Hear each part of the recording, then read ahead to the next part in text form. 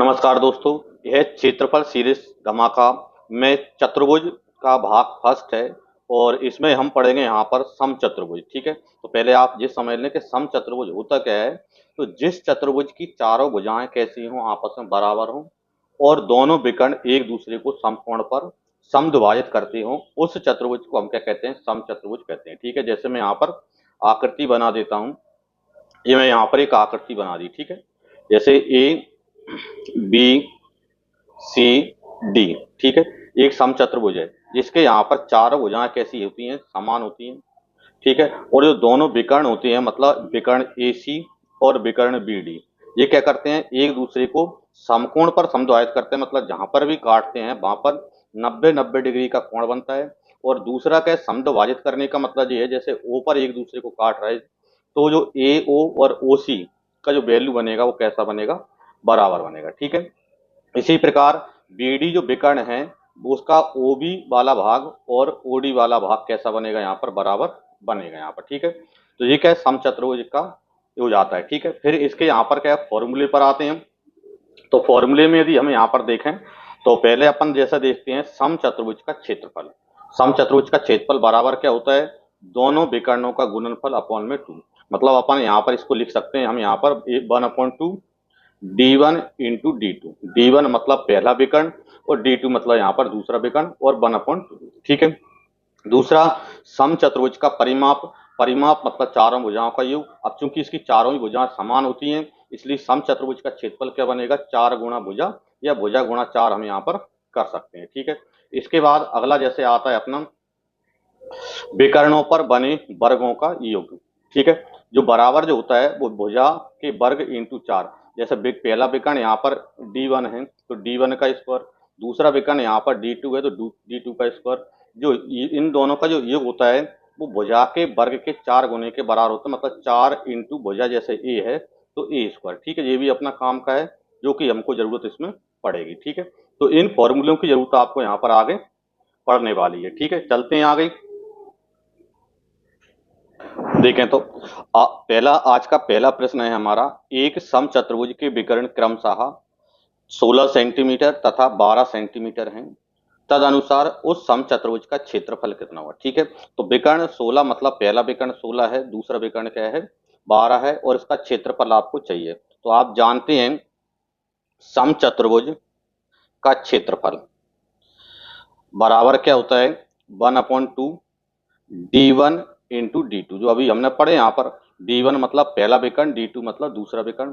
तो 1/2 D1 यानी पहला विकर्ण यानी कितना? यहाँ पर 16 है। D2 यानी दूसरा विकर्ण कितना है? 12 है। ठीक है, अब यहाँ से देखें, जैसे 2 से 4 16 को काट दो या 12 को काट दो। जैसे मैं 12 को काट रहा हूँ तो 2 6 12, कितने बचे यहाँ पर अपने पास? यहाँ पर 16 इंटू 6, 16 पंचे 80, 16 96। ठीक है, तो 96 वर्ग सेंटीमीटर अपना आंसर इसका हो जाता है। मतलब उस समचतुर्भुज का जो क्षेत्रफल बनेगा वो कितना बनेगा? 96 वर्ग सेंटीमीटर उस समचतुर्भुज का क्षेत्रफल बन जाएगा यहाँ पर। ठीक है, चलते हैं अगले अगले प्रश्न पर आ जाते हैं। देखें, अगला प्रश्न हमारा है, एक समचतुर्भुज का क्षेत्रफल 216 वर्ग सेंटीमीटर है और उसका एक विकर्ण की लंबाई कितनी है? 24 सेंटीमीटर है। उस समचतुर्भुज का परिमाप क्या होगा? परिमाप मतलब उसकी चारों भुजाओं का योग चाहिए। क्षेत्रफल आपको दिया है। तो अभी हमने फॉर्मूला लगाया, ये लगाया हमने समचतुर्भुज का क्षेत्रफल बराबर कितना क्या होता है यहाँ पर? 1/2 D1 इंटू D2, मतलब पहला विकर्ण इंटू दूसरा विकर्ण। अब चूंकि क्षेत्रफल यहाँ पर दिया है मतलब 216 दिए है, बराबर कितना है? 1/2 D1 मतलब पहला विकर्ण, इसने दिया है 24 है तो 24 लिख दो। दूसरा विकर्ण पता नहीं है तो उसको हम जैसे x मान लेते हैं तो x लिख दो। ठीक है, अब देखें 2 से 24 को काटेंगे कितना आता है? 12 आता है। और 12 इधर आएगा तो भाग में आ जाएगा, मतलब 16 12 का भाग 216 में लगा देंगे। ठीक है, तो 12 एकम 12 और 12 एकम 12, कितने बचे? 9 और 12 अट्ठे 96। ठीक है, तो x बराबर कितना? 18। मतलब जो दूसरा विकर्ण है वो कितना है? 18 है। लेकिन हमको दूसरा विकर्ण नहीं चाहिए, हमें क्या चाहिए? परिमाप चाहिए, मतलब इसकी भुजा पता करना पड़ेगा। और इसके लिए हमने यहाँ पर एक फॉर्मूला पढ़ा था विकर्ण में कि D1 का स्क्वायर, ठीक है, प्लस D2 का स्क्वायर बराबर क्या होता है? 4a square. ठीक है। अब देखें यहाँ पर यदि आप देखें तो D1 मतलब पहला विकर्ण यानी कितना है 24, तो 24 का वर्ग यानी 576 प्लस D2 का स्क्वायर मतलब कितना है 18, तो 18 का वर्ग मतलब यहाँ पर कितना आता है 324। ठीक है, बराबर यहाँ पर 4 और A स्क्वायर मतलब भुजा, तो भुजा आपको पता है नहीं है उसकी। ठीक है, अब देखें यहाँ पर तो क्या बनेगा 4A स्क्वायर बराबर में, अब देखें यहाँ पर इन दोनों को प्लस करेंगे तो 500 और 300 800 और 24 और 7600 मतलब कितने हो जाएंगे यहाँ पर 900। ठीक है, तो दोस्त यहाँ पर क्या 4 का भाग चला जाएगा, इसमें 4 का भाग देंगे तो 4 दूनी 8, एक बचा 4 दूनी 8, 4 5 20, तो ए स्क्वायर बराबर कितना आया 225। तो ए बराबर तो 225 का वर्गमूल यानी कि 15। तो मतलब उस समचतुर्भुज की जो प्रत्येक भुजा है वो कितनी है 15 है। हमको चाहिए परिमाप, तो परिमाप बराबर हम जानते हैं क्या होता है 4 गुणा भुजा, तो भुजा कितनी है 15 है, तो 15 चौको 60, मतलब उस समचतुर्भुज का जो परिमाप है वो 60 सेंटीमीटर उस समचतुर्भुज का परिमाप है। ठीक है, देखें अगला प्रश्न है हमारा, एक समचतुर्भुज के 4 कोणों में से एक कोण 60 डिग्री है, यदि समचतुर्भुज की प्रत्येक भुजा की लंबाई 8 सेंटीमीटर है तो बड़े विकर्ण की लंबाई क्या होगी। ठीक है, तो इसको हम आकृति से समझते हैं। पहले मैं यहाँ पर एक समचतुर्भुज बना लेता हूँ, ये मैंने यहाँ पर एक समचतुर्भुज बना लिया। ठीक है, अब इसमें बता रहा है कि इसमें यहाँ पर एक कोण कितना है 60 डिग्री है। ठीक है, जैसे छोटा वाला ये वाला कोण 60 है तो इसके सामने वाला कोण भी कितना बनेगा 60 डिग्री ही बनेगा। ठीक है, अब 60 डिग्री बनेगा और हमको क्या है ये वाला कोण यहाँ पर क्या है विकर्ण मतलब बड़ा वाला विकर्ण आपको चाहिए। ठीक है, और ये वाला क्या है छोटा विकर्ण हो जाएगा यहाँ पर। ठीक है, इसको जैसे मैं नाम दे दूं ए बी सी और डी। ठीक है, अब इसमें यहाँ पर देखें ये वाला विकर्ण यहाँ पर ये वाला कोण कितना है 60 है।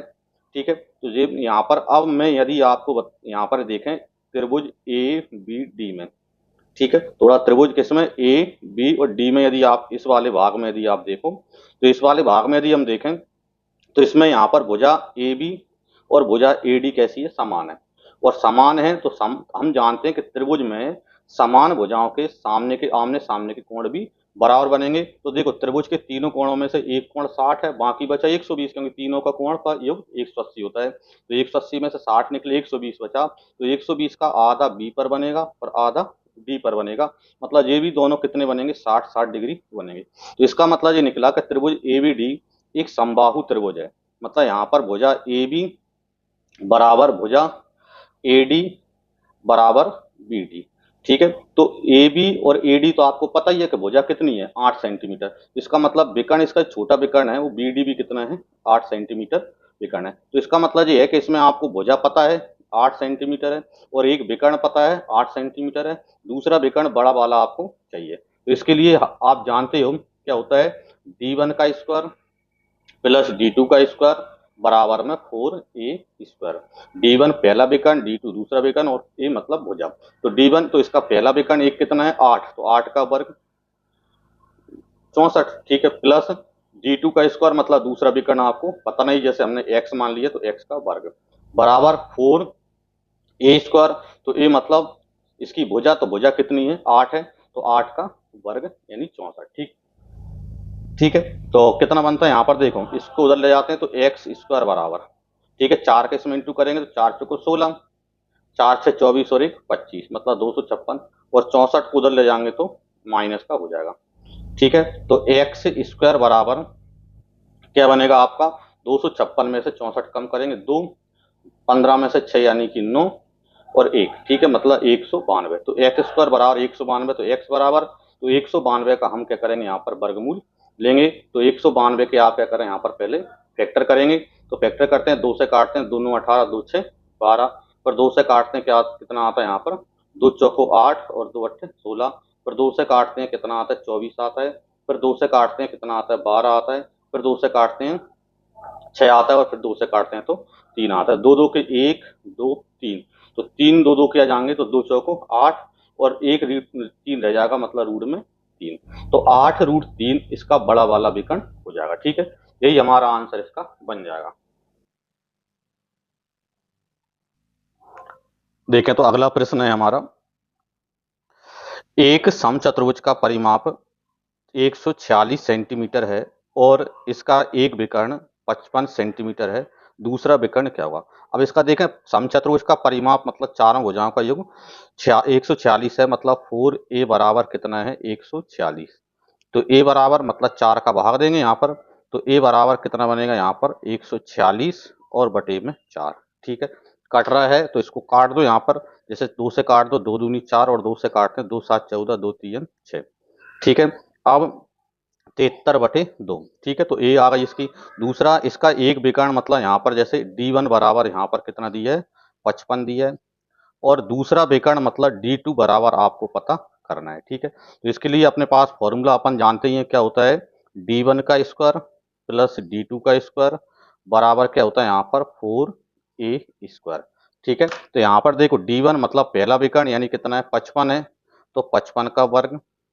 दूसरा विकर्ण पता नहीं तो अपन ने मान लिया x है, तो x का वर्ग बराबर 4, और ए स्क्वायर मतलब भुजा का स्क्वायर, तो भुजा कितनी है 73/2 का स्क्वायर, तो 73 का स्क्वायर और बटे 2 का स्क्वायर यानी कि 4।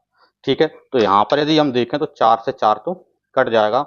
अब क्या बने आपने यहाँ पर देखें एक्स स्क्वायर बराबर क्या लिखा है यहाँ पर 73 का स्क्वायर, कितना बनेगा यहाँ पर 73 का स्क्वायर यानी 5329। ठीक है, फिर -55 उधर जाएगा तो 55 का स्क्वायर यानी 5 6 30 मतलब 30 25 55 का स्क्वायर हो जाता है। ठीक है, तो एक्स स्क्वायर बराबर कितना बनेगा, तो यहाँ पर क्या है 53 29 में से 30 25 माइनस करेंगे तो 9 में से 5 यानी 4 बचेगा। ठीक है, 2 में से 2 यानी कि 0 बचेगा, 3 में से 0 मतलब 3 आ जाएगा, और 5 में से 3 मतलब यहाँ पर कितना आ जाएगा 2 आ जाएगा। ठीक है, तो एक्स स्क्वायर बराबर कितना 2304। तो x बराबर क्या हो जाएगा 2304 का वर्गमूल लेंगे तो कितना आ जाएगा यहाँ पर 48। ठीक है, यानी इसका जो दूसरा विकर्ण है वो कितना यहाँ पर 48 सेंटीमीटर, यानी कि ऑप्शन सी वाला आपका आंसर इसका बन जाएगा। ठीक है, चलते हैं आगे। देखें अगला प्रश्न है हमारा, एक समचतुर्भुज का परिमाप 20 सेंटीमीटर है और उसका एक विकर्ण 8 सेंटीमीटर है, उसका क्षेत्रफल कितना होगा।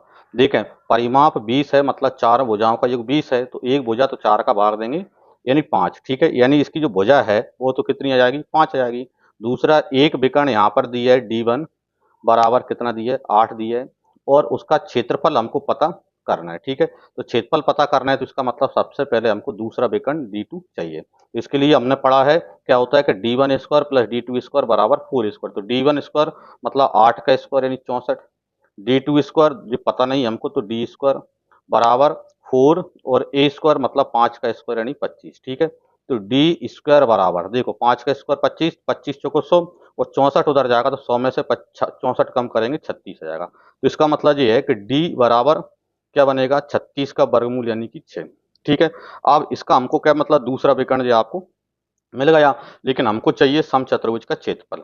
ठीक है, तो समचतुर्भुज का क्षेत्रफल बराबर क्या होता है 1/2 d1 मतलब पहला विकर्ण यानी कितना है यहाँ पर 8 है, इंटू d2 मतलब दूसरा विकर्ण यानी कितना है 6। ठीक है, 2 से भाग देंगे यहाँ पर 2 3 6 यानी 8 3 24। ठीक है, 24 वर्ग सेंटीमीटर इस समचतुर्भुज का क्षेत्रफल अपना बन जाता है यहाँ पर। ठीक है, देखें अगला प्रश्न है हमारा, एक समचतुर्भुज के विकर्ण क्रमशः 12 सेंटीमीटर और 16 सेंटीमीटर है, उसकी भुजा की लंबाई कितनी हुई। तो पहला विकर्ण यानी यहाँ पर d1 बराबर 12 दिया है, दूसरा विकर्ण मतलब d2 बराबर कितना दिया है 16 दिया है, और भुजा हमको इसकी पता करना है। ठीक है, तो अभी हमने फॉर्मूला लगा वही लगा दें, क्या है अपना formula d1 square plus d2 का स्क्वायर बराबर क्या होता है यहाँ पर 4a स्क्वायर।